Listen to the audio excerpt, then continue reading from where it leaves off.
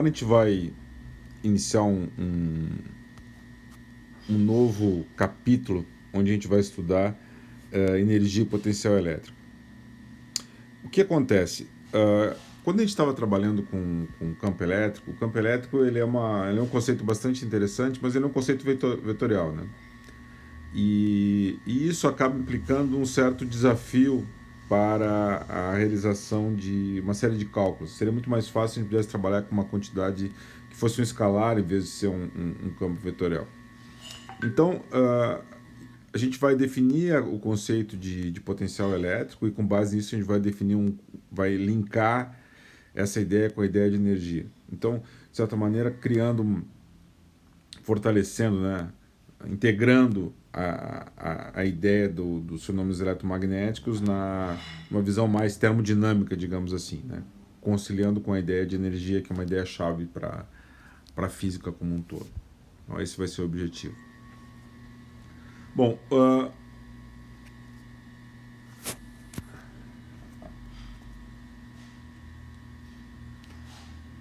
o potencial elétrico ele está relacionado com o seguinte: imagine que eu tenho um campo elétrico e esse campo elétrico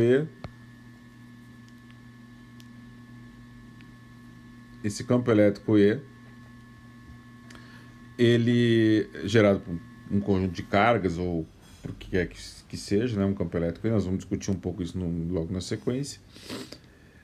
E eu tenho uma carguinha aqui, uma carga de prova aqui, e eu vou traçar um path, um caminho por ela, tá certo? Então ela vai se deslocar ao longo de um caminho. E eu quero calcular o trabalho, tá certo? Então o trabalho vai ser dado por menos Q E dl, que é o trabalho realizado por mim, tá? Então esse é um conceito importante, tá? Por isso que ele é negativo. Tem o trabalho que é realizado pelo campo, E, que seria positivo, e tem o trabalho que é realizado por mim, por esse sinal negativo aqui. Tá? Isso aqui vai ser conveniente para nós, sinal negativo vai ser, porque trabalhar dessa forma vai ficar mais claro quando eu definir a função potencial. Bom, então o trabalho nesse caso, dado que a carga é constante, vai ser simplesmente uma integral entre o ponto inicial e o ponto final de E ao longo do caminho.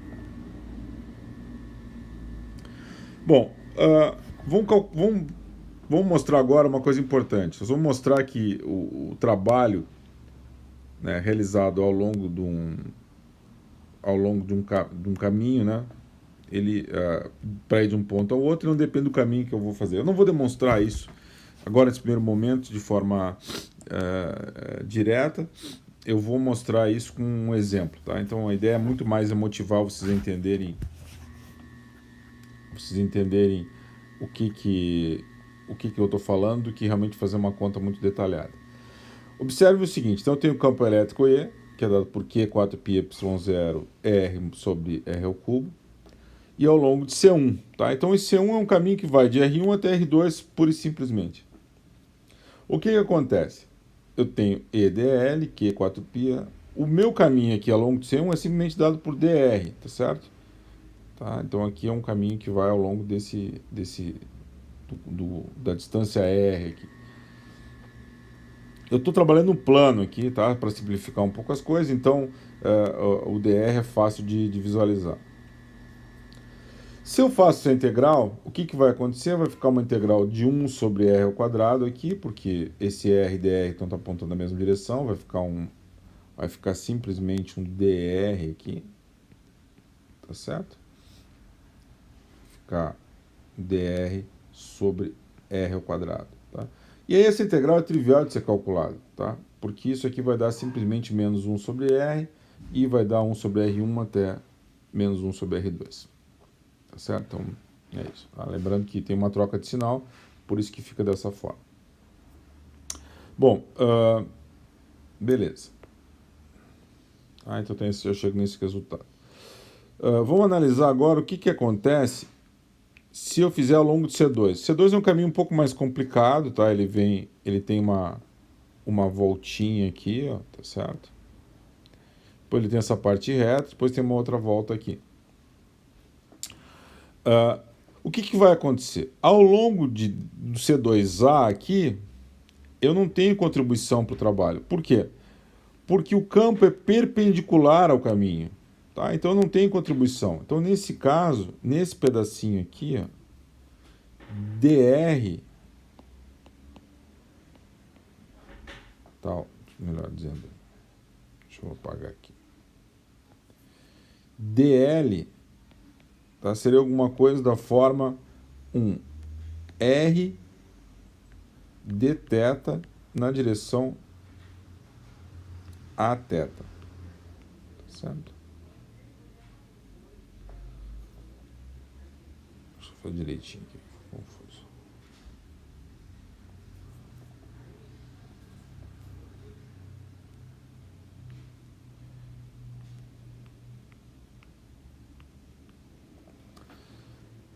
Ok? E como o meu campo é na direção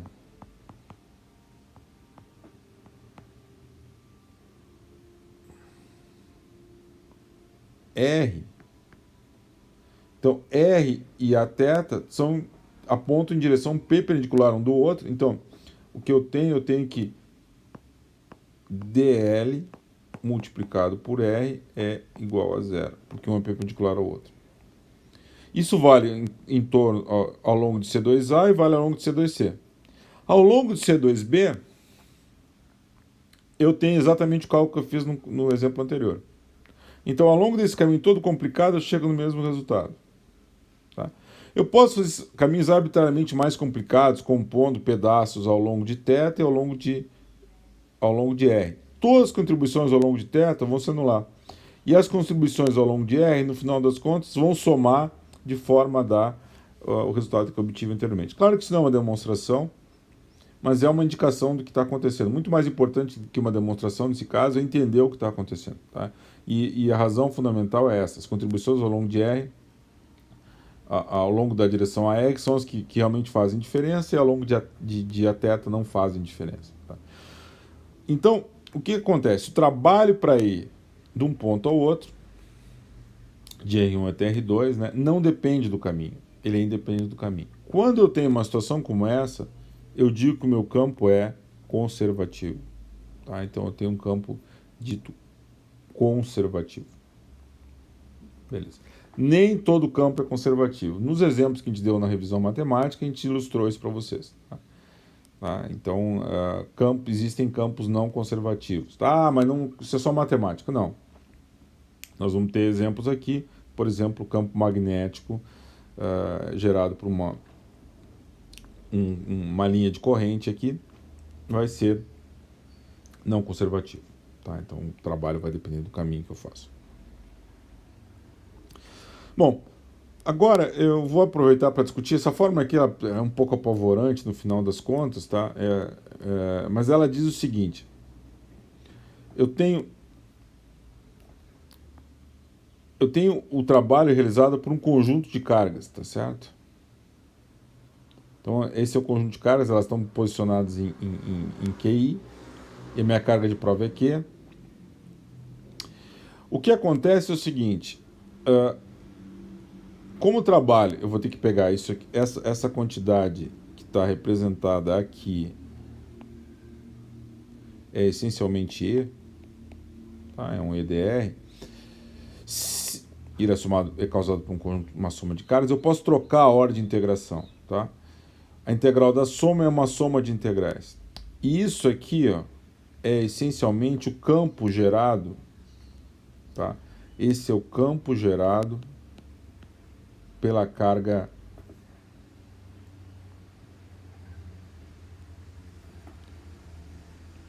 esse é o campo gerado pela carga Q1, tá certo? Opa!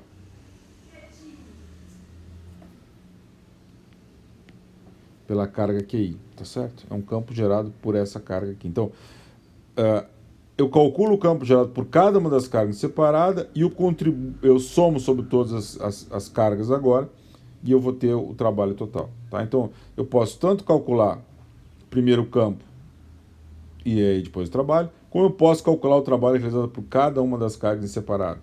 Tá? A maior parte das vezes vai ser mais conveniente usar essa formulação aqui. Tá? A maior parte dos problemas é o que vai ser mais útil no final do dia. Bom, beleza. Então agora a gente está a caminho de definir o conceito-chave aqui, que é a ideia de função potencial. O que é essa função potencial? Ela vai ser uma quantidade que vai ser usada para caracterizar a minha distribuição de cargas, tá?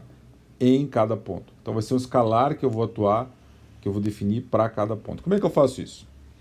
Eu faço assim, eu vou calcular o potencial V, que vai ser definido agora como EDL, eu vou tirar a definição de carga aqui, para ir de um ponto inicial até um ponto final. Tá? Então, para ir de um ponto inicial até um ponto final, o campo E é gerado por um conjunto de carga. Então, ele é uma quantidade que depende da distribuição geral de carga, não da minha carga de prova. E eu vou fazer uma coisa meio estranha aqui, eu vou definir isso como o caminho I de B até A. Tá? Então, o potencial vai ser, eu tenho que definir um caminho, né, de B até A. Como eu acabei de mostrar, no caso de distribuição de cargas, esse campo é conservativo, então isso não vai depender do caminho. Tá? O caminho pode ser qualquer. Então, eu vou ir de B até A, então eu tenho menos aqui, EDL. Então, essa quantidade V é medida em volts, tá certo?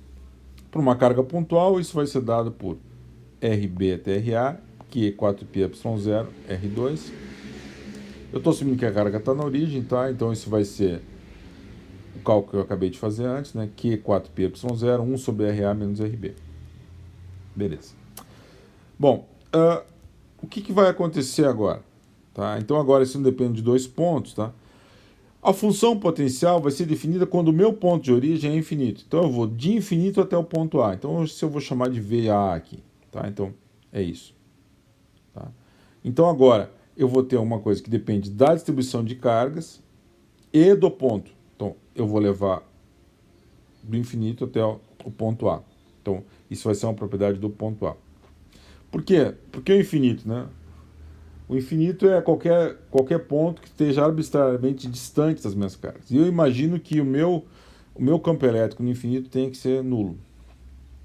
Ele tem que tender a zero à medida que eu me afasto da minha distribuição de carga, que é uma coisa razoável.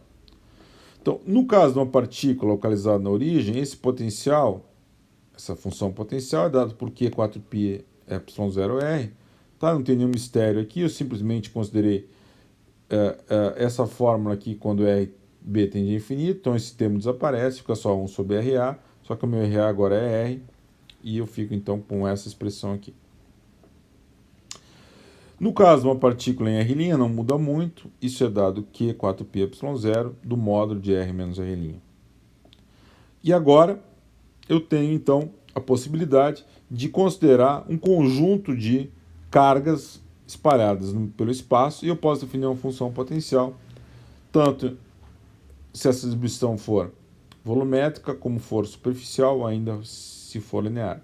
Tá? Então eu tenho ρV de R', ρS de R', da mesma forma que eu tinha antes. Agora essa função V aqui, ó, em todos esses três casos, ela é um escalar. Então antes, quando eu calculava o campo elétrico, eu tinha que calcular três integrais triplas, né? Agora eu tenho que calcular uma única integral tripla no pior caso, uma integral dupla aqui ou uma integral simples aqui. Ou seja, qual é a moral da história? É muito mais fácil calcular V de R. Tá bom? Ok. E o que nos interessa do ponto de vista teórico? Nos interessa agora que eu vou mostrar para vocês que tem uma relação entre V e E. Essa relação é essa aqui, ó. Tá certo? E igual a menos o gradiente V, que eu vou demonstrar agora para vocês. Tá? Como é que eu vou fazer isso? Eu tenho, primeiro, a definição da minha função potencial, eu tenho o gradiente. Agora, eu vou pegar esse gradiente e vou aplicar aqui, ó. Esse gradiente é em função de R, tá certo? Então, ele não atua aqui, ele não atua aqui, não atua aqui. Ele atua simplesmente aqui, ó. Tá? Nessa função aqui, o que eu vou fazer aqui? Beleza? E aí eu fico com o gradiente de R menos R' dV'. E eu vou parar por aqui, porque agora eu vou abrir essa expressão aqui com calma para vocês. Bom, A gente vai calcular agora o problema 1 sobre o módulo de R menos R'.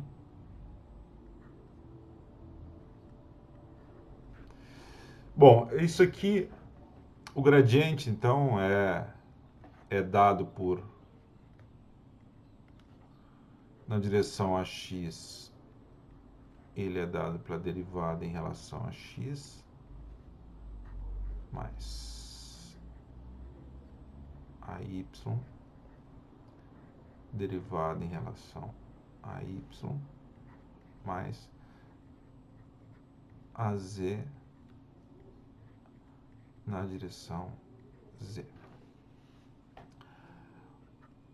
1 sobre o módulo de R menos R'. Isso é dado pelo seguinte.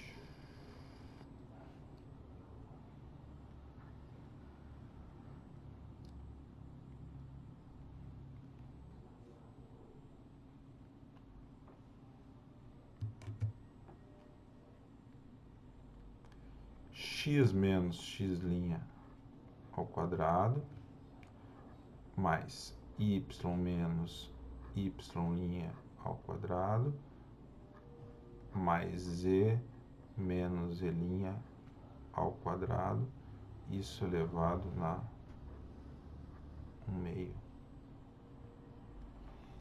1 sobre. E agora eu tenho que calcular derivada em relação a x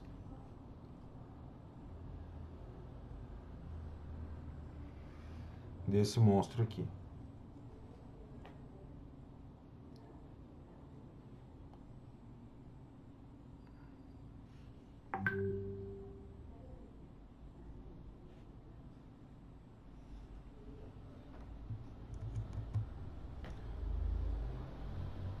Tá certo?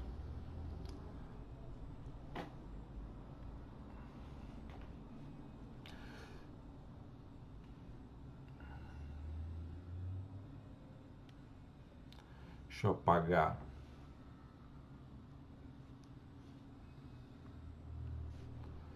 essa igualdade aqui. Tá indo.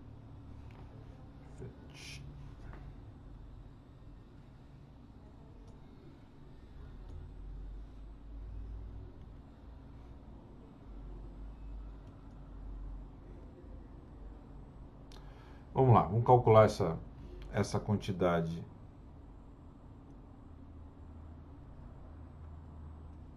Vamos calcular isso aqui, né?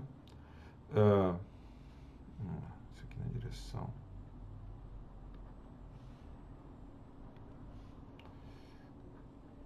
a x mais derivada em relação a y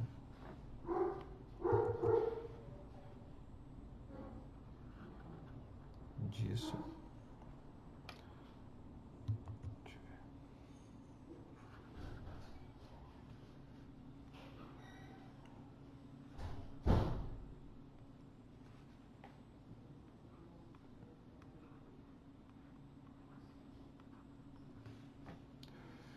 Na direção a y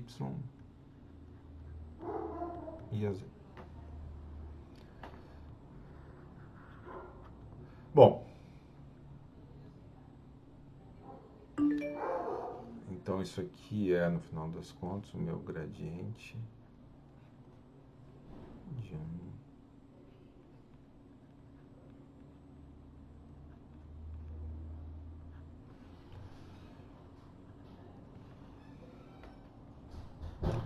O que vai acontecer? Esse pedaço que está aqui, ó, ele vai ficar, quando eu derivar aqui, vai subir um x menos x' aqui. Tem um 2 aqui que vai surgir também devido à derivada, né? Tá? Um 2 que vai subir aqui em relação à derivada. E tem esse 1/2 aqui que vai cortar com esse 2. Então isso vai ficar, na verdade, x menos x', tá? Tem uma derivada em relação, eu estou derivando isso aqui em relação a x, tá? Então vai ficar, tem um menos aqui por causa disso.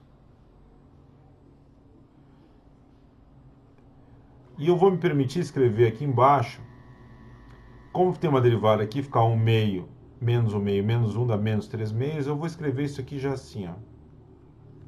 R menos R' ao cubo, tá certo? Porque é 1 meio aqui, que seria modo de R menos R', né? Não meio, só que eu tenho que levar ao cubo que tem um 3 aqui. Isso vai estar apontando na direção a x.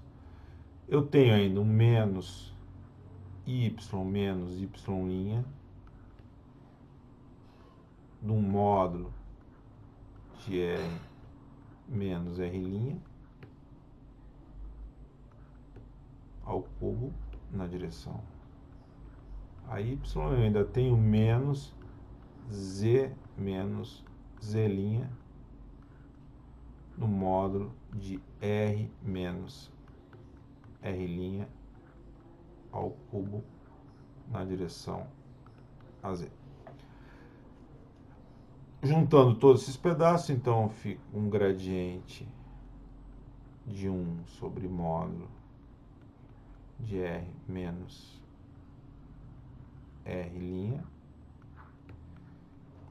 Agora, eu reconheço que isso aqui, ó, essa parte que está em cima, é R